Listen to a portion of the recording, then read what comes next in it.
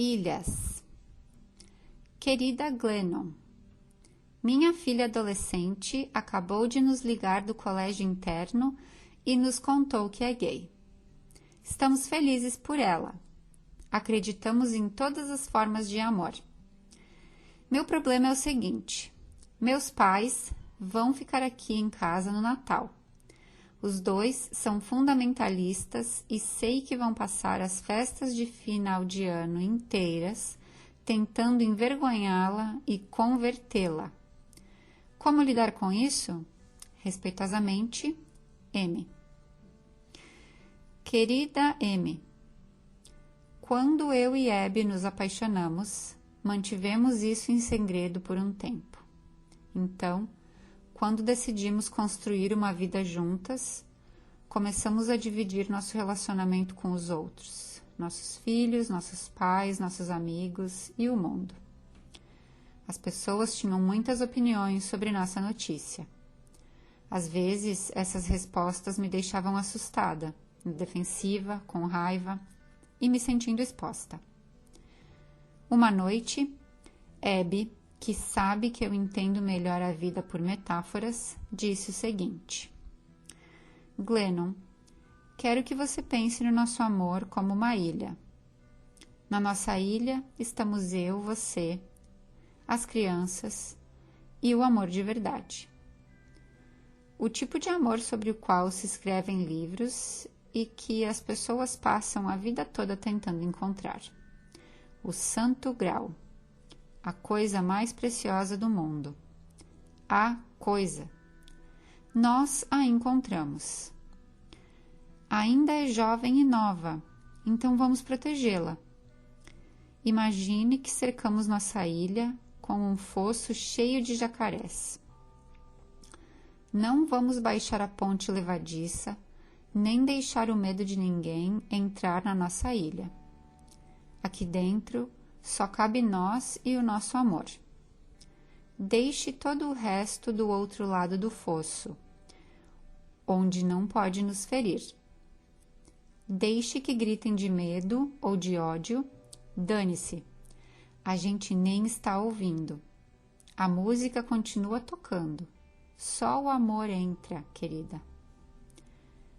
Toda vez que algum idiota da internet, algum jornalista ou fundamentalista religioso nos julgava e nos recriminava, eu sorria e imaginava seu rosto, vermelho como um pimentão, gritando do outro lado do fosso, enquanto eu, Abby e as crianças dançamos em nossa ilha. Nada daquilo nos tocava. Mas as coisas ficaram mais complicadas quando minha melhor amiga, minha defensora, minha mãe, apareceu do outro lado do fosso, carregando seus medos nas mãos, pedindo que baixássemos a ponte. Minha mãe mora na Virgínia e nós na Flórida. Mas a gente se fala todos os dias. Nossas vidas são totalmente interconectadas. Faz pouco tempo estávamos conversando antes de dormir. E ela me perguntou sobre meus planos para a manhã seguinte. Mencionei que iria ao cabeleireiro e estava pensando em cortar uma franja. Nós nos despedimos e fomos dormir. No dia seguinte, meu telefone tocou às 6 da manhã. Desculpa ligar tão cedo, querida, mas eu passei a noite inteira preocupada. Esse negócio de franja, minha filha. Você não se dá bem com franja. Você corta e se arrepende. Vira uma situação. Sua vida já é estressante o suficiente. Fiquei preocupada. Cortar a franja talvez seja uma decisão errada para sua família, querida. Se minha decisão de cortar a franja manteve minha mãe acordada a noite toda, você consegue imaginar sua reação à minha decisão de me divorciar do meu marido e me casar com uma mulher? Eu ouvia seu medo em cada pergunta e nos longos silêncios entre seus questionamentos. Mas e as crianças? O que os coleguinhas vão dizer? O mundo pode ser cruel. Ela ficou abalada e isso começou a me abalar. Aquele dia em que ela me disse para não cortar a franja, Eu não cortei. Minha mãe me ama muito, muito mesmo, então eu sempre confiei que ela sabia o que era melhor para mim. Não são as críticas cruéis de pessoas que nos odeiam que nos afastam do nosso saber. É a preocupação silenciosa de quem nos ama. O medo da minha mãe começou a me afastar do meu saber. Eu perdi a minha paz. Fiquei com raiva e fiquei na defensiva.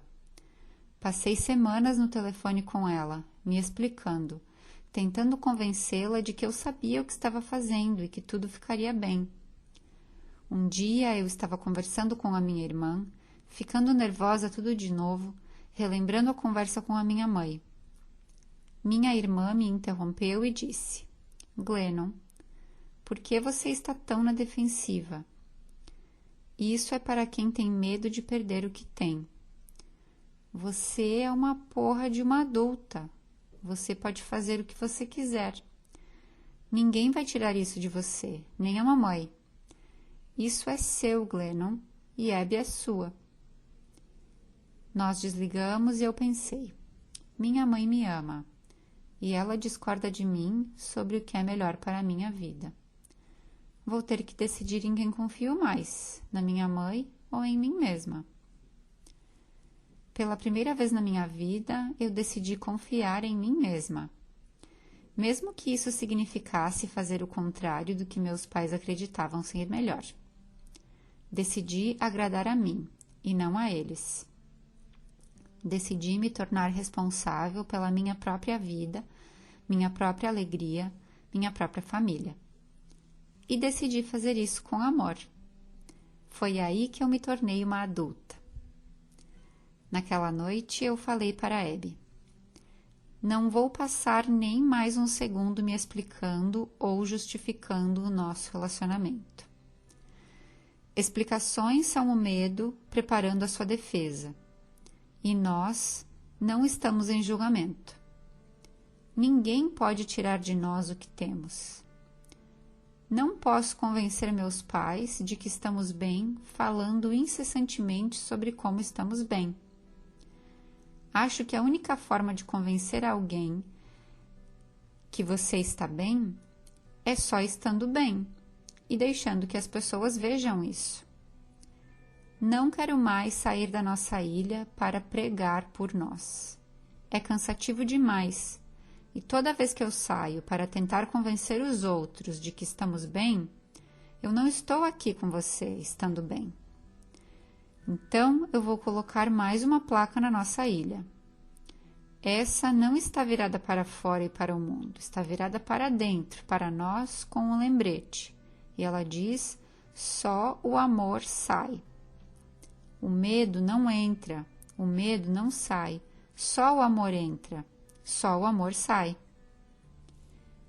No dia seguinte, eu estava debaixo da sombra de uma árvore na reunião do time de corrida do meu filho, tentando me refrescar do calor de 40 graus. Estava no telefone com a minha mãe, que pedira para vir visitar os netos. Seu tom era controlado, ansioso e trêmulo. Ela ainda estava preocupada e achando que isso era amar.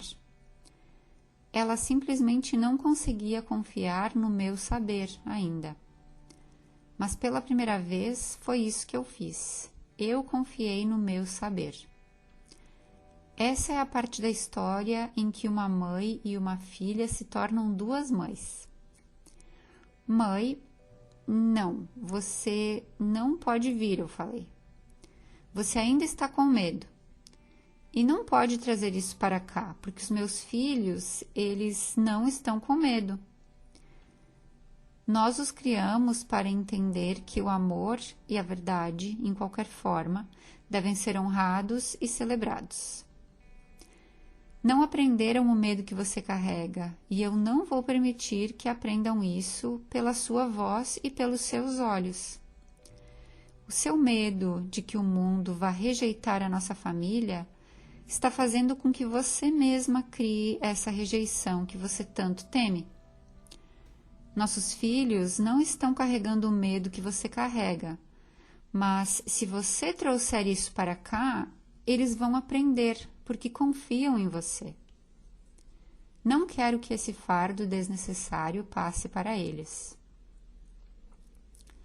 Esse é o caminho mais fácil para mim, para Abby, para Craig, para os seus netos?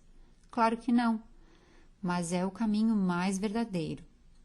Estamos construindo uma família e um lar verdadeiros e lindos, e espero, do fundo do meu coração, que em breve você possa se juntar a nós aqui. Mas nós não podemos ser as responsáveis por ensinar a você que pode nos amar e nos aceitar.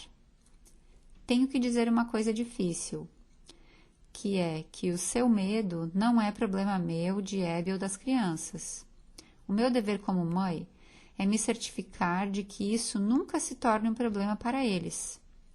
Nós não temos problemas, mãe. Eu quero que você venha para cá assim que você também não tiver. Essa vai ser a nossa última conversa sobre o medo que você sente por nós. Eu te amo muito, mas você precisa resolver isso por si só, mãe. Quando estiver pronta para vir para a nossa ilha, sem nada além de aceitação, alegria e felicidade pela nossa família tão linda e verdadeira, vamos baixar a ponte levadiça para você, nem um segundo antes. Minha mãe ficou em silêncio por um longo tempo e então ela disse: entendi. Vou ter que pensar sobre isso. Eu te amo. Nós desligamos, eu saí da sombra e voltei para minha família. M, me ouça com atenção. Você tem uma criança na sua ilha que está fazendo o que poucos adolescentes conseguem fazer. Está vivendo a partir da própria árvore de toque. A árvore dela é pequena ainda, só uma mudinha na sua ilha. Não abra a porta e convide uma tempestade que vai derrubá-la antes que tenha tempo de ganhar raízes. Proteja sua ilha por ela. Sua filha ainda não é adulta o bastante para ser a guardiã da ponte levadiça. Esse dever ainda é seu.